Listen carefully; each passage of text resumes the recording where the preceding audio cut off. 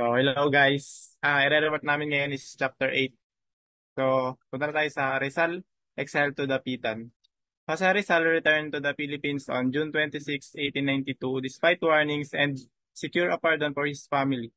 He was subsequently arrested on July 6, 1892, charged with bringing subversive materials and further accused of dedicating his novel to prize considered traitors by the authorities. So, bumalik si Jose Rizal sa Pilipinas noong June 26, 1892, despite warnings from his family. And he successfully secured a pardon for them. Pero biglang, noong July 6, 1892, naaresto siya dahil sa pagdala ng mga subversive materials at nadagdagan pa ng kaso dahil inialay niya ang kanyang nobela sa paring mga tinuturing na traidor ng mga nasa poder. So next. On July 3, 1882, Jose Rizal founded the La Liga Filipina, a secret society in Tondo, Manila. Officers include Ambrosio Salvador, he is the president; Agustin de la Rosa, he is the fiscal; Bonifacio Arevalo, he is the treasurer; and Deodato Arellano, he is the secretary. The Liga's aims were national unification, mutual aid, protection against injustice, and the promotion of education, agriculture, and commerce through reform. Members contributed 10 centavos monthly to fund these objectives. So, nung July 3, 1892, si Rizal nag-form ng secret society sa Tondo, Manila, yung La Liga Filipina. Mga officers, sina Ambrosio Salvador, Agustin de la Rosa, Bonifacio Arevalo, and Deodato Arellano. Para mag-unite ang Pilipinas, matulungan lumaban sa injustice at ibus ang education, tas agriculture and commerce. Ang contribution ng mga members is yung 10 centavos per month. So, nung dati, 10 centavos is malaki pa yun sa panahon dati. Tapos next, the funds will be used in the following manners. So, yung funds na nalikom nila is gagamitin sa mga sumusunod. Yung one is, the poor shall be supported in his right against any powerful individual. So, yung una is, basta may mga api sa mga mahihirap na members, tutulungan sila ng liga. Tipong nandito kami para sa inyo, tas para ganun, para fair ang laban. Tas yung number 2 naman, a member who shall have suffered any loss shall be aided. Yung pangalawa is kung may nawala sa member, manghuhuli man yan o pera, tutulungan sila para ma-recover. Parang sama-sama kayo sa hirap. Well, tas number 3, money shall be loaned to any member who shall need it for commerce or agriculture. Yung number 3 is kung kailangan mo ng pera para sa negosyo or sakahan, pwede kang umutang dun sa liga na kasali ka dun sa La Liga Pilipinas para makatayo sila sa sarili nilang paa. Then number 4, shops, stores, and establishments shall be open for members to get preferential economic treatment. So yung 4 is kung magtatayo ang liga ng mga tindahan at negosyo para sa members nila para mas madali silang kumita, para umikot yung pera na iniipon nila monthly. Next slide. Yung deportation Rizal. So, the La Liga, however, was short-lived. These days, after its founding, Rizal was arrested and deported to Dapitan in orders of Governor General Eugenio de Fujol.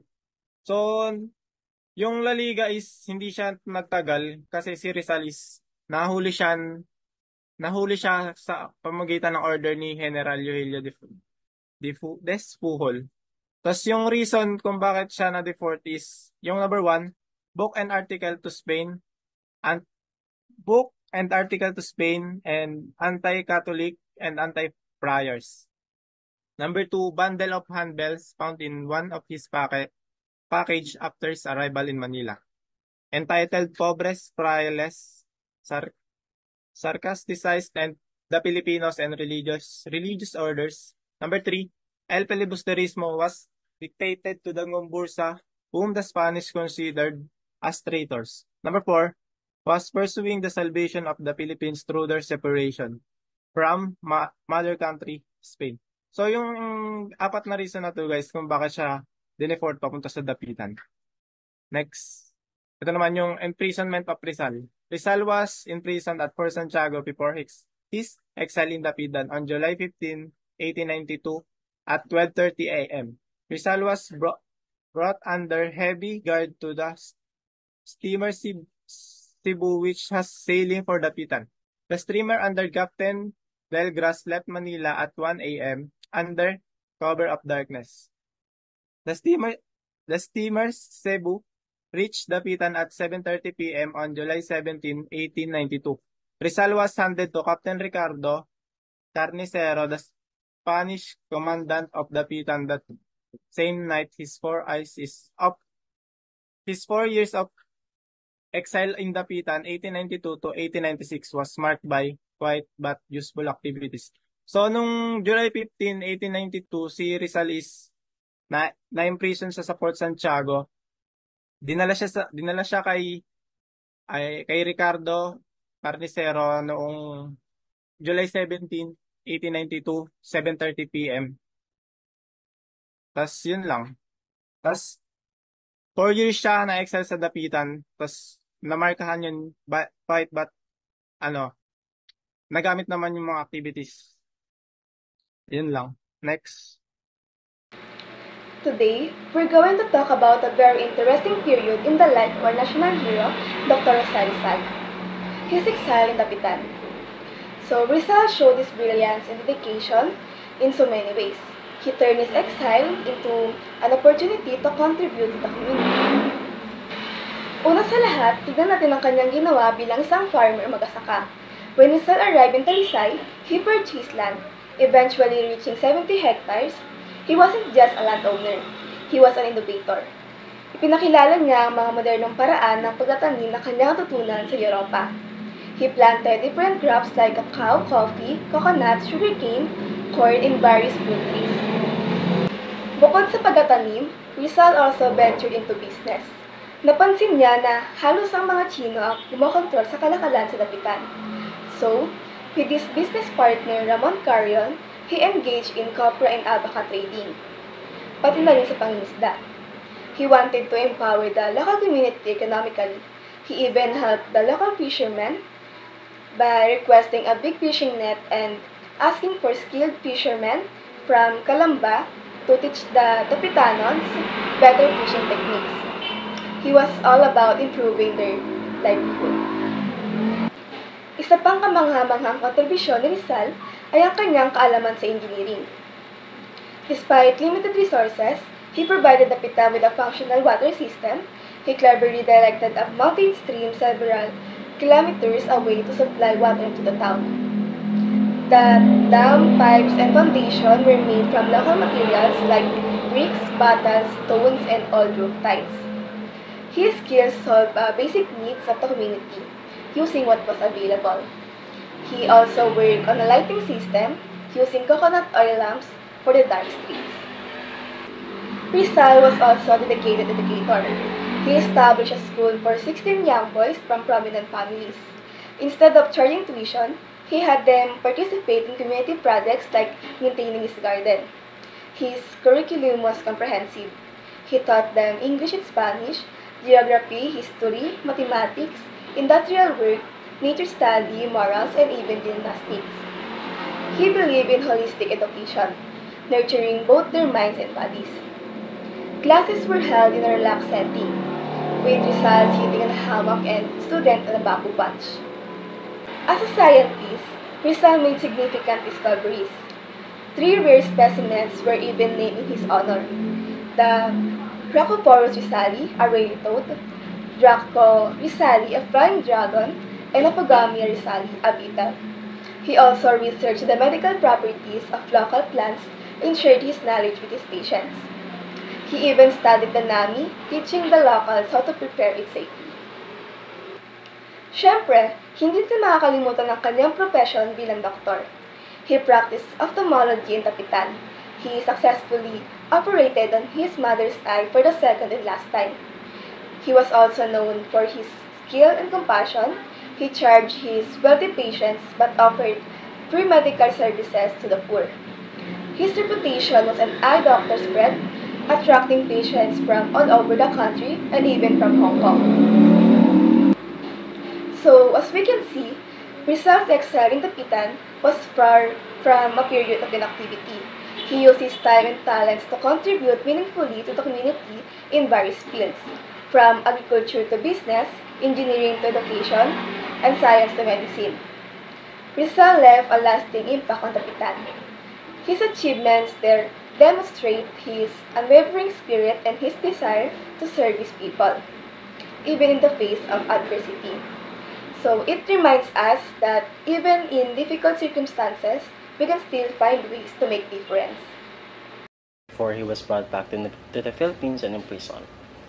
On July 30, 1896, the Governor General approved the Rizal request to go to Cuba, and the next day, July 31, he left the Dapitan on ship called Hispania. Josephine Bracken went with him to the shore to say goodbye, and the ship reached Manila on August 6. Rizal was supposed to take another ship, Isla de Luzon, to Spain, but he missed it, and instead he stayed in a warship called Castilla, where the captain treated him well, and they said he was a guest and not a prisoner, and to avoid any issues. Rizal stayed there for almost a month, and while waiting for the next ship. And while on the ship, Rizal read the newspaper about the revolution and starting to Manila, and he was also received a letter saying that he was not guilty of joining the revolution. On September 2, he transferred to another ship, Isla de Panay, and going to Spain, and this his was last trip to Europe. September 7, the ship stopped in Singapore, and Rizal went shopping and sightseeing, but later the ship's skipper, Captain Alemany, under secret orders, placed him under arrest. Rizal didn't know the Spanish officials were already planning to arrest him, and they were sending secret messages and watching him closely. On October 3, the ship arrived in Barcelona, and Rizal was locked in his cabin for 3 days. And on October 6, he was brought to the prison called Montjuich and told that he would be sent back to Manila. That same night, he was put on a ship column with many soldiers and officers, and on October 11, his diary was taken and his things were searched, but they found nothing suspicious. And the diary was later returned, and some of Rizal's friends in Europe and Singapore tried to help him by hiring a lawyer, and they filed a request to stop the ship and free Rizal, but the court denied it because the ship was the Spanish warship. And the ship arrived in Manila on November 3, 1896, and after that, many people connected to Rizal were arrested, including his brother, Pasiano. Even after the torture, Pasiano didn't say anything against his brother. And this was the beginning of Rizal's imprisonment in Fort Santiago, where he waited for his trial. Rizal's trial. Dr. Rizal's trial began with a preliminary investigation on November 20, 1896. His return to Manila on November 3, 1896, he was brought to the Fort Santiago and later forced the military court under Judge Advocate Colonel Francisco Olive. Rizal was denied the right to confront the witnesses against him and was interrogated without informing who they were. 15 documents were presented against Rizal to prove his connection to the Revolutionary and reformist activists. Number 1. Antonio Luna's letter to Mariano Ponce, October 16, 1888, showing Rizal's involvement in the Filipino reform campaign in Spain. Number 2. Rizal's letter to his family, August 20, 1890, criticizing deportation and encouraging hatred, tyranny. Number 3. Marcelo H. Del Pilar letter to Diodato Arellano, January 7, 1889, implicating Rizal in the propaganda campaign. Number 4. Poem, Condiman, allegedly by Rizal, September 12, 1891, talks about beauty, tyranny, and oppression. Number 5. Oliver's letter, September 18, 1891, calling Rizal the man to liberate the Philippines. Number 6. Masonic Lodge, February 9, 1892, honoring Rizal and patriotic service. Number 7. Dimansalang letter to Tenluns, May 24, 1892, discussing refuge to represent Filipinos. Number 8. Another letter by Dimansalang, June 1, 1892, soliciting help for patriotic work. Number 9. Anonymous letter to Hong Kong Telegraph, ensuring Rizal's banishment in Dapitan. Number 10. Ildefonso Laurel's letter, praising Rizal as a Filipino hero. Number 11. A letter by Ildefonso Laurel. Another letter by Ildefonso Laurel, September 3, 1893, informing Rizal on deportation. Number 12. Del Pilar to Don Juan A. Tenluns, June 1, 1893, promoting a Masonic independent organization for Filipino causes. Number 12. Speech of Pinking, Emilio Jacinto, July 23, 1893, praising Rizal and calling for liberty. Number 14. Speech on Tiktik, Jose Torano, Santiago, calling Rizal as a savior and condemning tyranny. Number 15. Poem, Talisay by Laong Laan, Rizal pseudonym, taught to schoolboy to inspire nationalism. So good evening everyone. Let's move on to the topic La Liga Filipina. La Liga Filipina was also known as the Philippine League. Was a progressive organization created by Jose Rizal in the Philippines in the house of Doroteo Onjungco. So, yung La Liga Filipina po, nabuo siya noong 1892 sa pamumuno ni Rizal. At ginanap ito sa bahay ni Doroteo Onjungco. Purpose: to involve the Filipino people directly in reform movements through a mutual aid and self-help society, offering scholarship funds, legal aid, loans, and support for cooperatives. Threat to Spain: the Spanish authorities saw it as a threat. Rizal was arrested on July 6, 1892, causing the League to become inactive. Despite po sa pagkahuli kay Rizal, may dalawang tao pa rin po na nagtuloy na para mabuo ang La Liga Filipina, which is si Domingo Franco and si Andres Bonifacio. May two factors nga lang po na nag-split sa La Liga Filipina, which is yung pag-form ng katipunan and Cuerpo de Compromisarios. Yung sa naman po, Secret Society, which is yung katipunan, pinamunuan po ito ni Andres Bonifacio. And yung sa Cuerpo de Compromisarios naman po, pinamunuan po siya ni Domingo Franco. Pero nag-help pa rin po sila na para makasupport pa rin sa mga peaceful reforms. Aims of La Liga Filipina. First is to unite the archipelago into one strong homogeneous organization. Second, mutual protection in all needs. Third, defense against violence and injustice. Fourth, promote education, agriculture, and commerce. And lastly, study and apply reforms. Ito naman po yung mga naging leaders and members upang mabuo po yung La Liga Filipina. Bukod po sa pamumuno ni Rizal, ito po yung mga iba pa pong namuno. Domingo Franco, President and Supreme Leader. Deodato Arellano, Security Treasurer.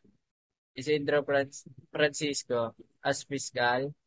Apolinario Mabini as Secretary. Marcelo H. Del Pilar as Editor-in-Chief. Graciano Lopez Aina as former Editor-in-Chief. Sa mga naging members naman po, Andres Bonifacio Siya po yung leader ng Katipunan na nag-led para sa pag-iyak ng Pugadlawin. Si Mamerto Natividad naman po, isa po siya sa mga leader ng revolution sa Nueva Ecija.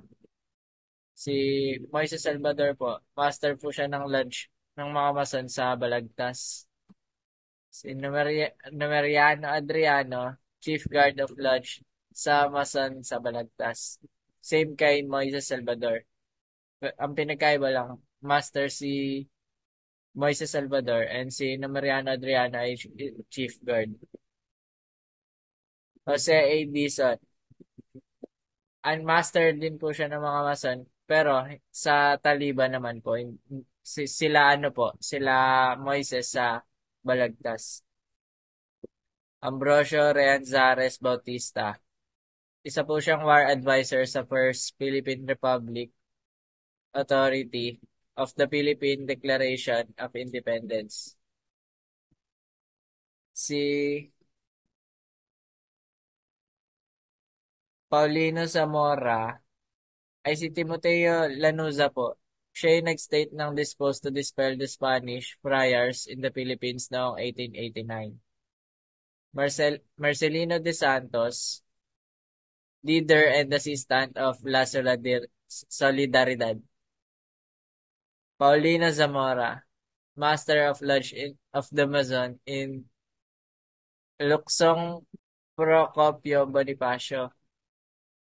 Juan Silueta, member of the Lodge of Mason in Luzon, member of Supreme Council. Doroteo Onjungco, member of Lodge in Luzon. Arcadio del Rosario, publicist of Lodge in the Mason of Balagtas. Timoteo Paez, member of Supreme Council. Ayun lang po. Now, we piece together the events of Jose Rizal's last day. On December 29, 1896, Rizal was busy receiving visitors like mga members of his family, priests, newspapermen, and his defense counsel. On the same date, he wrote a heartfelt letter to his brother. My dear brother, it has been 4.5 years that we have not seen each other or have addressed one another in writing or orally. I do not believe this is due to lack of affection, either on my part or yours, but because knowing each other so well, we had no need of first to understand each other. Now that I am going to die, it is to you that I dedicate my last word to tell you how much I regret to leave you alone in life, bearing all the weight of the family and our old parents. I think of how you have worked to enable me to have a career. I believe that I have tried not to waste my time. My brother, if the fruit has been bitter, it is not my fault. It is the fault of circumstances. I know that you have suffered because of me. I am sorry. I assure you, brother, that I die innocent of the crime of rebellion.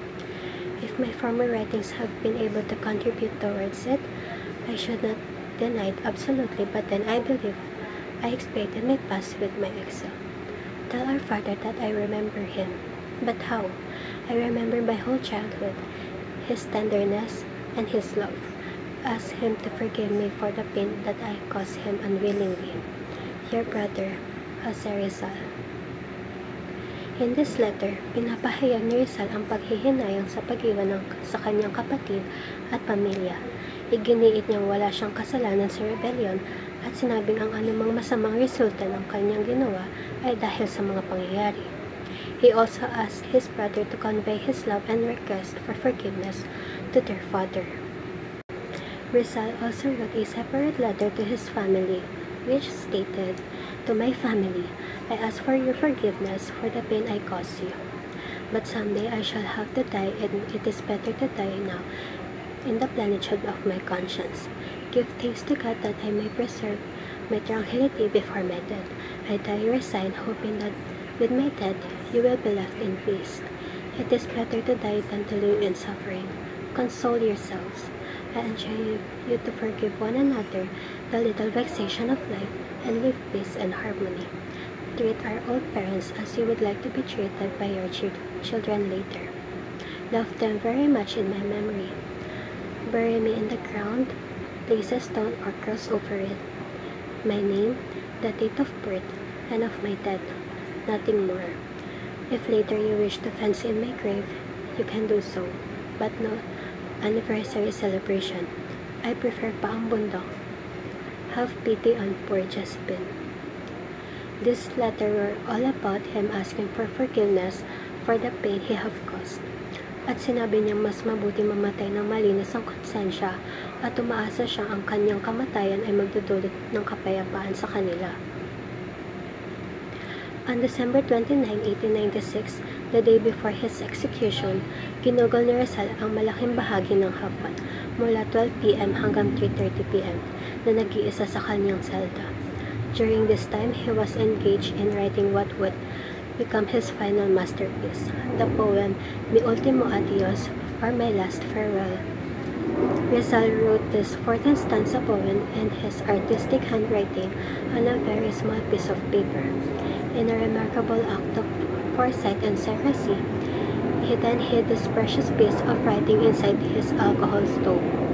The poem was initially untitled, but later became universally known by its Spanish title, which is Mi Ultimo Adios. Now, we look the controversial document claiming Jose Rizal recanted his criticism against the Catholic Church before his execution. This document states, I declare myself a Catholic, and in this religion in which I was born and educated, I wish to live and die. I retract with all my heart whatever in my words, writings, publications, and conduct has been contrary to my condition as the son of the Church. I believe and profess whatever she teaches, and submit myself to whatever she demands. I abjure Masonry as the enemy that it is of the Church. The diocesan prelate, as the superior ecclesiastical authority, can make public this spontaneous declaration to repair the scandal that my actions have caused, and so that God and men may forgive me. Basically, this document says Rizal declared himself Catholic, retracted his anti-church sentiments, and condemned Freemasonry. Itong dokumentong ito ang pangunahing ebidensya na nagpapatunay na nag-retract si Rizal, pero marami historian ang nagdududa sa pagiging totoo nito. Rizal's final day, December 30, 1896, at 3 a.m., Rizal reportedly heard Mass, confessed his sins, and received Holy Communion. Later at 5:30 a.m., he took his last breakfast. Josephine Bracken, accompanied by her sister Josefa, arrived. Before Josephine left, Rizal gave her religious book, Imitation of Christ, by Thomas Kempis. The book was inscribed to my dear and happy wife, dated December 30, 1896. Itong mga detalye na ito ay madalas gamitin ng mga naniniwalang nag-retract si Rizal dahil parang pinapakita nito na nakipagkasundo siya sa simbahan bago siya mamatay. Pero, katulad ng dokumentong na retraction mismo, ito ang mga kwento na ito ay pinagdududahan din ng mga historian kung paano ito katotoo at paano ito dapat intindihin. The sounds of trumpet at Fort Santiago on December 30, 1896 at 6:30 a.m. marked the signal to the death march of Rizal to Bagong Bayan. A few meters behind Rizal, who walked calmly, were his defense counsel on one side and two Jesuit priests on the other side. The cavalcade marched, as well as the sound of drum, passing through the narrow Postigo Gate, one of the gates of the city wall, and reached the Melcon, which is now the Bonifacio Drive. Rizal walked serenely to Bagong Bayan Field and was told to stand on a grassy lawn by the shore of the Manila Bay between two lamp posts. Rizal led farewell to Fathers March Villaclara and to his defense counsel, Lieutenant Luis Taviel Andrade. He was given a crucifix by one of the priests, and Rizal kissed the crucifix, and he requested to be shot facing the firing squad. But his request was denied because of the orders was to shoot him in the back. Dr. Felipe Ruiz Castillo, the Spanish military physician who took his pulses, was amazed to find it normal. When the captain shouted, "Fuego!" sounds rang from the guns of 8 Indio soldiers. Rizal, being convicted criminal, was shot, not facing the firing squad. When he was hit, he resisted and turned himself to follow his executors. but he fell and died facing the sky. Rizal's sister Narcissa, after a long search, discovered her brother's remains that was secretly buried at the old unused Paco cemetery. She asked the guards to place a marble plate designed by Doroteo Onjunco containing Rizal's initial in reverse, which means RPG. The remains of Rizal were exhumed when the Americans took over the city on August 12, 1898, after the mock Battle of Manila. It was it was brought to Narcissa's house, washed, cleaned, and placed in an ivory urn designed by Romualdo Teodoro de Jesus. The urn was kept there until 1912. Rizal's urn was transferred with the procession headed by the Masons and the Knights of Rizal from Estranda State, Binondo, Manila to the Marble Hall of the Ayuntamiento de Manila where it stayed overnight with the Knights on guard. On December 30, 1913, the Rizal Monument at the Luneta was inaugurated. Its original design its original design name was Motostelia, or also called as the Guiding Star, which was made by sculptor Doctor Richard Kisling, who also sculpted the national monument of William Tell, the national hero of Switzerland. December 30, 2012, the remains of Rizal were transferred from Binondo to the site of the Rizal Monument that was recreated 100 years later by the Order of the Knights of Rizal and the National Historical Commission of the Philippines in commemoration of Rizal's 116th martyrdom anniversary. Good afternoon, everyone. I am Joshua C. Garcia, and I'm from Civil Engineering. And for today, we will discussing the effects of Rizal's death. So, ang aking nilagay na title is Rizal's death: How one man sacrificed and changed the society. For the first bullet point, fueling the revolution. Rizal's execution wasn't just a sad event. It was like a gasoline throwing in a fire, and this became the Filipino even more furious and fight for their freedom from the Spanish rule. They saw him as a one who gave his life for them. So dito sa Fueling the Revolution, dito natin makikita kung paano tayo nag-evolve as a country and as a people on the society. So, dito, dati, hindi tayo marunong lumaban sa mga karapatan natin. Pinapabayaan lang natin na nalalabag na rin yung human rights natin. So, Jose Rizal is one of the strong that siya yung tumayo sa atin at nanguna para ipaglaban ang mga point natin and ipaglaban rin ang bansang Pilipinas sa mga Spanish. And for the second bullet, solidifying national identity. After his death, Rizal became more than just a person. He became the symbol. He represented everything and meant for the Filipino: bravery, love for your country, and being willing to give up everything for it.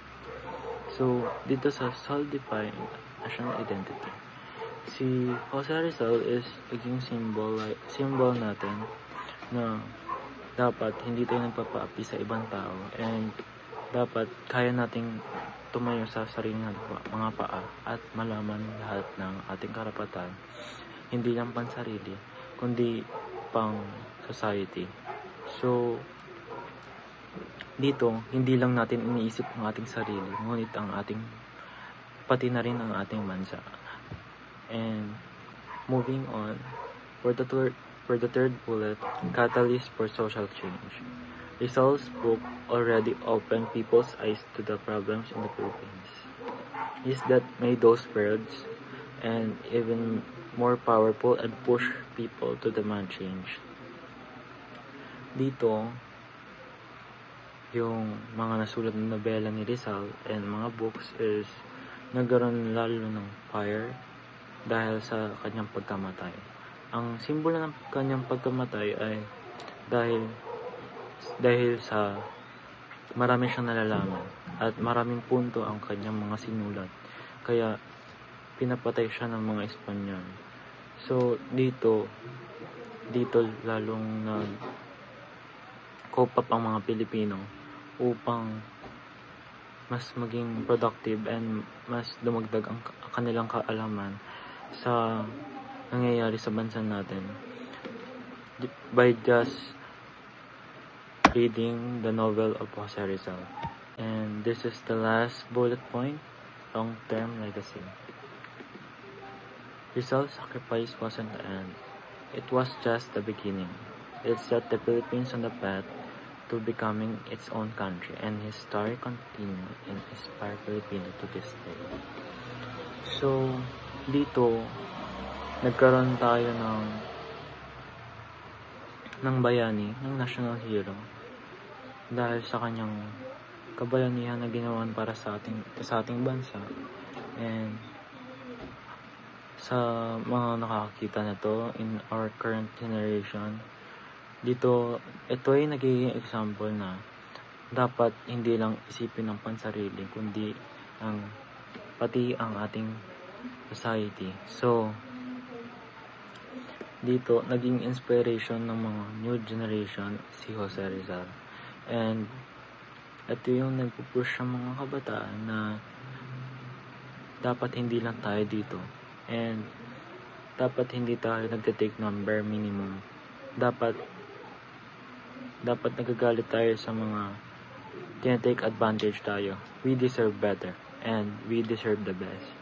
So, kaya yung ginawa ni Rizal, and kahit ito yung naging dahilan ng kanyang kamatayan, ito naman yung nagsilbing open eye para sa mga Pilipino na lumaban hindi lang sa pansarili ngunit sa pangkalahatan. So, hindi lang ang sarili natin ang hindi lang ang sarili natin ang makikinabang nito, ngunit pati na rin ang mga mahal natin sa buhay. And this is the end of our presentation. Hope you get knowledgeable and yes, thank you so much.